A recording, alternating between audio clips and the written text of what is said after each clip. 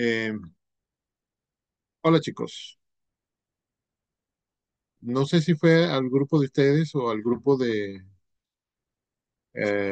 primer año al que saludé hoy en el grupo de WhatsApp, llamándolos cuasiperipatéticos. Pero si no fueron ustedes, entonces los saludo así. Hola, cuasiperipatéticos. El nombre en realidad es peripatéticos. Y ya debe haber entre ustedes gente que ha oído ese nombre y que ya conoce de qué se trata, ¿verdad? Los Primera peripatéticos vez Es la escuchándolo. primera vez, profe. es la primera vez, muy bien. ¡Wow! ¡Qué maravilla! Ahora cuando ustedes le enseñen eso a sus nietos, dirán, a mí esa palabra me la enseñó el profesor Madaver. ¡Qué honor! Voy a llegar una generación más allá de lo que se suponía que iba a llegar. Bueno, los peripatéticos eran el grupo de Aristóteles, los alumnos de Aristóteles. Se llama la escuela de Aristóteles, que formalmente se llamaba Liceo, y por eso ahora no, existen instituciones educativas en el mundo de habla española, por lo menos. Existen instituciones educativas que se llaman liceo. Yo estudié en un liceo, bueno, en dos, ¿no? Porque mi primer liceo, Juan de Castellanos, que tiene ese honroso nombre de Juan de Castellanos, eh, solo había ciclo básico, ya no se llama así, es decir, de primero a tercer año. Y luego ahí en Juan Griego, cuando uno terminaba tercer año, pasaba a otro liceo que estaba cerca, que además de ser liceo normal, regular, era también una escuela técnica. Entonces, en ese otro liceo se estudiaba cuarto y quinto. El siguiente año, después de que yo salí de ahí, eh, comenzaron con cuarto año en el Juan de Castellanos y bueno, mis hermanos siguieron ahí y yo tuve que, yo no podía regresar. Bueno, sí hubiera podido, pero no era necesario. Es más, el otro liceo estaba más cerca de mi casa y les cuento, quizá no deba dejarlo grabado, pero ustedes son de confianza, les cuento que estar en ese otro liceo, que llamábamos La Técnica, pero se llamaba Alejandro Hernández, que es un señor que fue gobernador de Margarita. Ese liceo estaba más cerca de mi casa que el otro. Y además mi abuela trabajaba en el comedor. Y entonces era una sinvergüenzura para mí, porque yo no me levantaba de la cama, sino cuando oía que cantaban el himno. Y entonces, bueno, corría y entraba y llegaba a clase cuando todo el mundo estaba, cuando ya estaba entrando el último alumno que había estado formado en la puerta de la escuela cantando el himno. Daba tiempo que yo llegara, después de que todos habían cantado el himno. Eso es una maravilla. El otro también estaba cerca, pero 2 cuadras más allá. Entonces, ya basta de referencias personales. Qué mala maña. Tenía que comenzar diciendo que hoy es 25 de noviembre y ya son las 10 de la mañana y hoy toca hablar de un tema que para mí es fascinante, que es las tipologías textuales, ¿no? Tengo que tener cuidado con esto porque em, en en la versión virtual del programa de lengua española 1, no he dicho, ya dije la fecha, lengua española 1 de la Escuela de Idiomas Modernos de la Universidad Central de Venezuela, bienvenidos al programa. En la versión virtual del programa de lengua española 1 de la Escuela de Idiomas, eh, no pasamos por el estudio de de las tipologías textuales en general y sobre todo en su relación con las funciones del lenguaje. Lo que yo tengo preparado siempre para mis clases es precisamente esa relación, porque son inseparables. Quizás no sean inseparables, pero son cercanísimas, ¿no? Tienen una relación muy estrecha.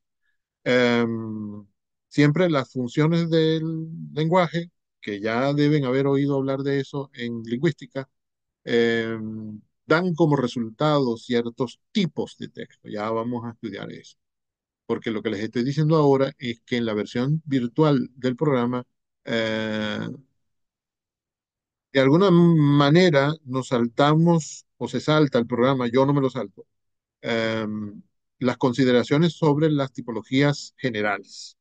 En el programa virtual están las tipologías textuales académicas, es decir, las más utilizadas en los ámbitos académicos, ¿no? Educativos, sobre todo en la universidad, que es el ambiente educativo que más nos interesa a nosotros porque es donde estamos. Entonces, nosotros hoy vamos a comenzar con las tipologías generales y su relación estrechísima con las funciones del lenguaje. Y bueno, ya el miércoles, si terminamos hoy, que a este ritmo seguramente no termino, trataremos las académicas. Vamos a ver, yo les voy a leer aquí un pedacito de un trabajo que yo hice una vez, vamos a decir un artículo que escribí una vez sobre este asunto. Esto lo escribí yo en el 2008 para mis alumnos, es decir, para ustedes. ¿En qué año estaban ustedes en el 2008? En preescolar, ¿no? Sí, los que nacieron en el 2004, que quizá no haya ninguno que tenga 20 años, los que nacieron en el Yo, 2004 estaban en profe, preescolar, ¿perdón? yo soy de 2004, Ajá, tengo entonces 20. estabas en preescolar. Exactamente. Entonces los demás son más jóvenes. No, profe, yo tengo 22. Déjame ver quién dijo eso. Rodríguez. Rodríguez. O sea, eres mayor de edad, qué maravilla. Bueno, Sí, lo que pasa es que yo me cambié de carrera, por eso sí. Bueno. No, estoy no desde cero. importa. No, no, eso está bien, no importa. Era para que te rieras. Eh, entonces, tú naciste en el 2022, perdón, en el 2002. Es una cosa muy curiosa que me va pasando con los años, que voy descubriendo material que he preparado en años anteriores para los estudiantes y que luego a veces lo muestro y los muchachos ven, ustedes ven la fecha y dicen, ay, este año yo no había nacido, o ay, este año yo cumplí 2 años, qué sé yo, ¿no? Todo eso. Y eso es curioso, pero también es satisfactorio porque va demostrando que, bueno, que hay un trabajo que se va desarrollando. Muy bien.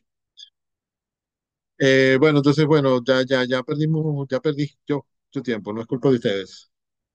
Aunque en realidad eso no es perder tiempo, eso es dedicarlo a otra cosa que también es útil. A ver, funciones del lenguaje y tipologías textuales. Perdón, para no entretenernos en eso durante la lectura, tengo que decirles que funciones del lenguaje es un concepto lingüístico, de la ciencia de la lingüística, ¿no? Es un concepto de Saussure. Ya ustedes habrán oído hablar de Saussure, de eso no debe caber duda. Yo más bien llamaría eso funciones de la lengua, pero el que le puso nombre a eso fue Saussure y yo con Saussure no me voy a meter porque todo el mundo lo va a apoyar a él y no a mí. Hasta yo mismo puedo apoyarlo a él. Las funciones del lenguaje eh, según Saussure, son aquellas, para decirlo de la manera más sencilla, o sea, no según Saussure, sino según yo, para decirlo de la manera más sencilla para que no nos tome tanto tiempo. Las cosas que puede uno hacer con el lenguaje, ¿no? Todo aquello para lo cual uno utiliza el lenguaje. Que yo creo que es la lengua, no aclaré eso. Yo creo que en realidad es las cosas para las cuales, los propósitos para los cuales uno utiliza la lengua, porque la lengua es el código con el cual nos expresamos. El lenguaje, según el propio Saussure, es la facultad que tienen los seres humanos para comunicarse mediante signos lingüísticos, ¿no? No es mediante las señales de las manos o señales de humo o un dibujito que hagas en la pared, que también es comunicación, sí, pero no es lenguaje, perdón, no es lengua, no es lengua. El hombre tiene la facultad de comunicarse mediante la palabra, el signo lingüístico, habría que decir si hablamos de lingüística. Eh, y entonces, sí, claro que interviene el concepto del lenguaje en las funciones del lenguaje, pero en realidad lo que estamos utilizando más cercanamente es la lengua. Yo les digo eso a ustedes aquí en confianza, pero no lo voy a decir donde ella es profesora de lingüística, porque me van a alar las orejas. Algunos de ellos han sido mis profesores, eh, y algunos de ellos han sido mis alumnos. Entonces yo simplemente hago ese comentario entre los alumnos, lo hago en clase, no lo hago en público. Bueno, esto es en público. Entonces, las funciones del lenguaje, aquellos propósitos para los cuales utilizamos la lengua articulada, los signos lingüísticos, y tipologías textuales, aquellas formas que adoptan los textos, aquellas formas que adoptan lo que uno dice cuando se transforman en textos. Y sabemos que los textos pueden ser orales y pueden ser escritos, ¿no? También existen los textos que en lingüística llaman multimodales, ¿no? Que son aquellos que no tienen solamente signos lingüísticos, palabras, o sí, palabras escritas, digamos, o u orales, sino que además tienen otro tipo de imagen o de sonido. A veces imágenes en movimiento, porque una película también es un texto multimodal. Es un texto en primer lugar porque hay lengua hablada, ¿no? Ya, si hay lenguaje articulado o hablado, ya es un texto, texto oral. Pero además en una película puede haber texto escrito, ¿no? Un letrero o los letreros que se ponen en la película de los créditos, cuando ponen qué ciudad están, etcétera, eso es texto escrito también. Y además, bueno, es importantísima la imagen. Es decir, uno no va al cine a ver la pantalla en negro o en blanco o en ningún color. Uno va al cine a ver una historia que le narran en movimiento, con texto en movimiento, historia en movimiento, actores en movimiento, personajes que, que, que se desenvuelven. Y también hay sonido de otro tipo que no es la palabra, porque puede haber música, puede haber ruido de la calle, del mar, etcétera, ¿no? Entonces los textos multimodales son los que incluyen, además de los signos lingüísticos orales o escritos, otras imágenes, otros sonidos, etcétera, lo que sea, otros textos. Bueno, entonces, no les he compartido esto. Y quizás sea mejor compartirlo para que me ayuden en cierto momento cuando se me canse la garganta. Y a mí se me cansa la garganta y a veces hasta me enfermo por eso. ¿Ya lo tienen ahí? Sí, profe. Ok. Sí, profe. La Sí, profe. comunicación, muy bien, gracias, gracias. La comunicación entre los hombres se lleva a cabo mayormente mediante signos lingüísticos. La diversidad de situaciones en que se ven involucrados los seres humanos cada día da como resultado que la comunicación entre ellos no siempre es uniforme, ni, por tanto, asigna siempre los mismos significados a esos signos. Todos conocemos ese concepto que se llama polisemia, ¿no? Una misma palabra se puede utilizar en una situación para representar un objeto y luego en otra situación, un minuto más tarde, puede significar otra cosa. Quizá relacionada, por supuesto, pero, bueno, a veces no está relacionada. Quizá relacionada, pero otra cosa, otro objeto, otra persona, otra situación, otro significado. Es conveniente entonces estudiar la comunicación dentro del marco general en que nace y se desarrolla para aprehenderla en su totalidad. La comprensión de este marco y todos los factores que influyen en él puede llevarnos a iniciar y sostener una comunicación efectiva y fructífera que responda a los fines que nos proponemos mediante la utilización consciente, deliberada y planificada. Consciente, deliberada y planificada de los elementos que caracterizan cada situación. Esto incluye los textos que escribimos, ¿no? Llevar a cabo una comunicación utilizando consciente, deliberada y planificadamente lo que deseamos decir. ¿Te acuerdan de la planificación textual? Esto es comunicación textual también. No, no solo porque se escribe, sino porque se pronuncia. Y hasta, imagínense, hasta podemos hacer una película. Hay gente que incluso ha hecho 25, 30 películas. Eh, Charlie Chaplin debe haber hecho 100, me imagino yo. ¿Qué haría Charlie Chaplin en esta época con tantos recursos? Bueno, perdón. La comprensión de ese marco puede llevarnos a iniciar y sostener una comunicación afectiva. Ok. Eh, Estudiemos pues un poco la comunicación, especialmente la escrita, que se encuentra en el centro de nuestra atención en este curso. Y aquí hablan de cómo Roman Jakobson, que es otro lingüista al que deben haber oído nombrar, creó este esquema, lo que llamamos el esquema de la comunicación, que me estoy dando cuenta de que esto aquí ha debido tener un título, ese cuadrito con ese esquema, ha debido decir cuadrito, esquema de de la comunicación, Jacobson 1929 o algo así. Este cuadro ya ha sido superado, ¿no? Ya los lingüistas posteriores a Jacobson lo han mejorado, pero básicamente es este, ¿no? Sigue siendo básicamente el mismo.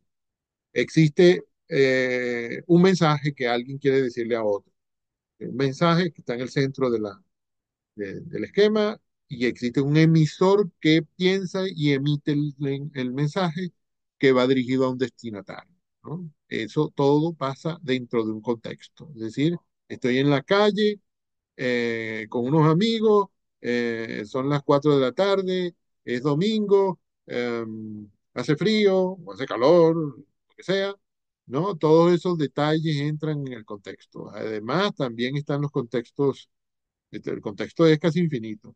Están los contextos que tienen que ver solamente con la lengua, ¿no? Estamos hablando en español, estamos en una ciudad grande, eh, etcétera. En una ciudad grande donde se habla de cierta forma, no de cierta otra forma. Las personas que están reunidas conmigo o con el emisor tienen un nivel educativo alto o bajo, tienen una, no sé, son de una posición tal o cual, etcétera. Hay un contexto, ¿no? Y además estamos hablando de cierta cosa, eso forma también parte del contexto, el tema. Ustedes han oído esta explicación en otros momentos, por eso no me voy a concentrar mucho en eso. También hay el contacto, ¿no? Hay un momento en que tengo contacto con una persona y un momento en que tengo contacto con otra y esta persona me devuelve el contacto. Es decir, se convierte en emisor y me lanza mensajes a mí que me convierto en destinatario. Y hay un código, ya había mencionado eso en el contexto, ¿no? Que hay el código en nuestro caso, para decirlo rápido, es básicamente la lengua que utilizamos. En nuestro caso será la lengua española. Eh, Me detengo mucho ahí porque esto es algo que ustedes han oído montones de veces. Y si no lo han oído montones de veces, deben haberlo oído ya en lingüística, en el año pasado por lo menos. Perdón, no, el año pasado, este es el primer año de ustedes en la universidad. Cada uno de estos factores está relacionado con alguna función del lenguaje. Esto es importantísimo. Cada uno de esos factores, digo, cada uno de esos 6 factores que pone Jacobson en su esquema se conecta con una función del lenguaje. Eh, si nos concentramos, por ejemplo, en el emisor, se producirá, se producirá no, el emisor recurrirá a alguna de las funciones que tiene el lenguaje para expresarse y entonces luego se producirá algún tipo de texto. Ya vamos a ver. Cada uno de estos factores está relacionado con alguna función del lenguaje. Cuando utilizamos el lenguaje, este adquiere ciertos contornos y cumple ciertos cometidos. Logra para nosotros ciertos objetivos y también revela de nosotros ciertos detalles. Por esta razón es mejor quedarse calladito a veces, ¿no? En realidad la mayoría de las veces, mejor quedarse calladito. Pero también conviene hablar. en otros momentos. Porque, ¿dónde están? Y también revela de nosotros ciertos detalles que han llevado a los científicos de la lengua a establecer que el lenguaje tiene ciertas funciones, es decir, sirve para algo cada vez que lo utilizamos. Naturalmente, cada hablante en cada situación de comunicación y según lo que le interese comunicar o el fin que persiga al hacerlo, favorecerá cada vez un o más de un factor del esquema de la comunicación por encima de otros, lo cual dará como resultado, ya lo había dicho, que en ese texto eh, se ponga de manifiesto y sobresalga una determinada función del lenguaje. Esto tendría que estar en cursiva porque acaba de aparecer el término, en este caso es un término especializado, ¿no? De una especialidad de ciencia. Y aprovecho para repetirles que yo lo pongo muy a menudo en las evaluaciones cuando corrijo. Cuando aparece por primera vez un término así de estos, ¿no? Un término que no se adivina fácilmente qué es cuando uno va pasando por la calle. Sino que un término que viene de una ciencia, del estudio ordenado del saber humano, cuando aparece por primera vez en un texto y uno, sobre todo cuando uno va a explicar qué es, uno lo pone en cursivo. Ya más adelante, no, sin cursivo, ¿no? Entonces, cada quien elige ciertos recursos para expresarse y eso da lugar a eh, cierta función del lenguaje, ¿no? Se dice, está utilizando la función tal del lenguaje. Uno favorece más esa función que otros. Es poco frecuente, sin embargo, encontrar mensajes en los que se presente una sola de estas funciones. Normalmente domina una de ellas, por lo que las demás adquieren menores grados de importancia. Y es este hecho el que influye de manera decisiva sobre la estructura verbal del mensaje. Aquí vienen las funciones. He debido pasar a este párrafo A. Las funciones del lenguaje, por lo que hemos visto hasta ahora, son igualmente seis. Claro, si cada elemento del esquema de la comunicación se relaciona con una función del lenguaje y son seis elementos de la comunicación, entonces habrá seis funciones del lenguaje, una para cada quien con su pareja. Eh, son seis según la comunicación se centre en el emisor, el receptor, el contexto, el canal, el código o el mensaje, respectivamente. Las funciones son emotiva, que también se llama expresiva, conativa, que también se llama apelativa, referencial, que también se llama representativa o denotativa, fática, que también se llama de contacto, porque solo para eso se utiliza, para hacer contacto con alguien. Eh, Metalingüística, que es la función que aparece, sí, que aparece cuando uno habla de la propia lengua, utiliza la lengua para hablar de la lengua, por eso tiene el prefijo meta, ¿no? Es metalingüística. Y finalmente la poética, que también se llama estética, poética, estética de la belleza, ¿no? De la belleza del lenguaje. Ya vamos a ver, esta clasificación es la derivada de los estudios de Jacobson, ya lo dijimos. Entonces vamos a estudiar primero la función emotiva. No sé si nos vamos a detener aquí. Sí, detengámonos aquí. El proceso comunicativo se orienta básicamente hacia la expresión directa de la actitud del hablante. La actitud del hablante. Cuando el hablante se concentra en su actitud, vamos a decirlo ya, en sus emociones, aparece la función emotiva. Eh, en suma, ofrece evidencias de su estado psíquico. Esta función encuentra su más pura expresión, las interjecciones. No, esto no es lo que toca leer hoy aquí. Estas son citas de algunos autores que van a encontrar más tarde en la bibliografía. Aquí es donde aquí es donde había que detenerse. Aquí están por la izquierda, en la columna vertical, las funciones del lenguaje y en la columna horizontal, que no se llama columna entonces, se llama, no me acuerdo, fila. Está en el centro de atención, la manifestación y el fin. ¿no? Vamos a ver. Eh, la función referencial. ¿Cuál es el centro de atención de la función referencial? Las cosas, los hechos, las ideas. Cuando uno dice función referencial, bueno, cuando yo oigo decir función referencial, casi veo a alguien que está señalando una cosa. Se refiere a algo. Uno utiliza la función referencial cuando está hablando directamente de una cosa, como si la estuviera señalando. Me acuerdo de las primeras líneas de la novela Cien años de soledad de Gabriel García Márquez, en que dice, aquella, ¿alguien se lo sabe? Díganme pronto que no para decirlo yo. No, no lo recuerdo.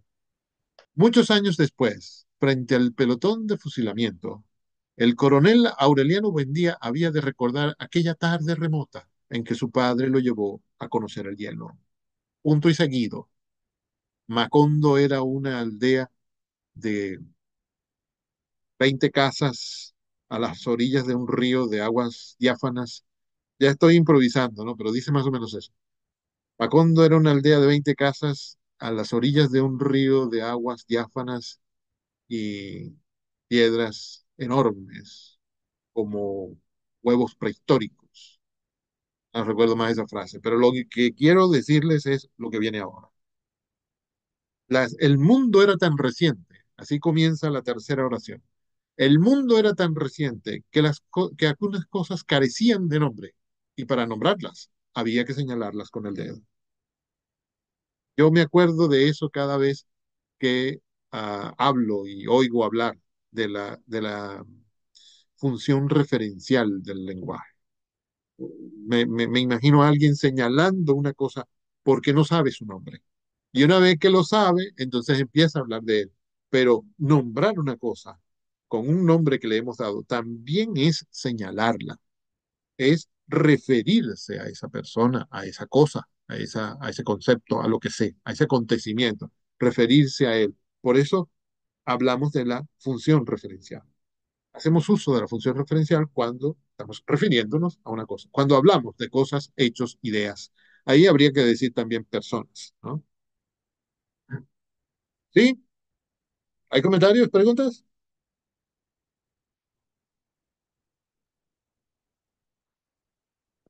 Hubo café. ¿Cuál es la manifestación más notoria en lo que decimos de la función referencial? Las oraciones enunciativas. No son oraciones interrogativas, aunque por supuesto lo que uno nombre en una pregunta también significa que nos estamos refiriendo a eso. Pero ya veremos que las interrogativas van mejor con alguna otra función. Las oraciones enunciativas, aquellas que dicen claramente alguna afirmación. Tenemos sujeto y predicado. Y dentro del predicado tenemos el verbo y los objetos que uno pueda ponerle al objeto, perdón, al verbo. Eh, entonces, refiriéndonos a las cosas, normalmente uno utiliza afirmaciones, ¿no? ¿Cuál es el fin que persigue la función referencial? Informar, básicamente informar, generalmente informar, eh, mayormente informar. También hay otras, pero fíjense que informar es tan importante que aparece solito aquí el verbo informar como el fin, el propósito que se persigue con la función referencial. O lo que la función referencial nos hace hacer. Ah, también pienso en la función referencial en los artículos de enciclopedias, ¿no? Cuando uno va a un diccionario, una enciclopedia, una página web en que hay explicaciones de conceptos o descripciones de cosas, descripciones, uno, uno está recibiendo información. El diccionario, la enciclopedia, la página web le está informando a uno y para eso utiliza oraciones enunciativas, afirmativas. Bueno, cuando digo afirmativas no vayan a creer que no son negativas, también hay eh, mejor dicho, las oraciones negativas son un subconjunto de las oraciones eh, enunciativas. Las hay afirmativas y negativas, porque con ambas cosas estamos comunicando información, ¿no? Si yo digo una, la sal es un mineral, ¿no? Estoy haciendo una oración afirmativa, pero también puedo decir la sal no es un vegetal y también con eso estoy dando información, ¿no? Es decir, una negación no es menos afirmación solo porque tiene un no, ¿no? En gramática tenemos que llamarlas negativas porque hay una negación, pero no nos podemos meter en el terreno gramatical en este momento. No, no alcanzaría el día. Eh, entonces, espero que tengamos claro que se va a seguir aclarando más tarde la función referencial y si no es así, es el momento de decírmelo. Seguimos con la emotiva. Cuando observamos la función emotiva, nos damos cuenta de que ya no se habla perdón, que ya no se refiere, esta función de la lengua ya no se centra, como dice ahí, centro de atención, ya no se centra como en el anterior en las cosas que hay en el mundo y de las cuales podemos hablar. Ahora se centra en el propio hablante. El centro de atención es el yo, el que habla, ¿no? Y por eso se llama emotiva, ¿no? Porque de qué va a hablar el que habla, sino de lo que siente, ¿no? Eh, ¿Cuál es la manifestación más propia de la función emotiva? Las oraciones admirativas, enunciativas también, pero eh, con ciertas entonaciones, ¿no? En las afirmaciones enunciativas de la función anterior, podríamos decir que el lenguaje es plano, uno simplemente está afirmando algo, pero aquí en la emotiva uno lo está diciendo con una entonación que hace reconocer que estamos sintiendo algo, ¿no? Uno dice, ¡ay! Me pisé con la puerta, qué sé yo. Ahí ya tenemos algo que es emocional, porque el hablante está hablando de lo que sintió él y no otro. Se va a cortar. El fin de la función emotiva es expresar sentimientos. Con eso llegamos al final de esa